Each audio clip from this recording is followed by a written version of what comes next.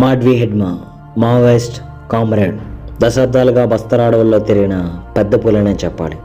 గత 2 దశాబ్దాలుగా central armed ఫోర్స్కి, Chhattisgarh, Odisha, Telangana, Andhra Pradesh పోలీసులకు కంటి మీద కునుకు లేకుండా చేసిన వ్యక్తి కామ్రేడ్ మాడ్వి హిడ్మా. ఈ పేరు చెప్తేనే కొన్ని రాష్ట్రాల్లో జనాలకి, ఆదివాసులకి కొండంత భరోసా. ఎందరో మావోయిస్టులకి ఈయన ఒక ఇన్స్పిరేషన్. ఎన్నో మానవ హక్కుల సంఘాలకు ఈయన ఒక రోల్ మోడల్.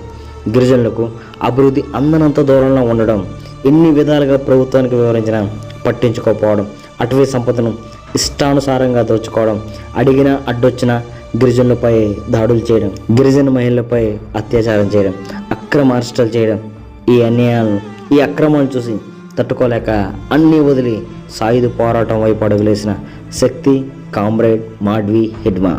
ఈయన పుట్టించే భయం వల్ల ఎన్నో గిరిజన గ్రామాలకు వెలుగొచ్చింది, త్రాగునీరు వచ్చింది, విద్య వచ్చింది, రోడ్లు వచ్చాయి, హక్కులు వచ్చాయి. అంటే ఈయన పోరాటం ఎలా ఉందో అర్థం చేసుకోవచ్చు.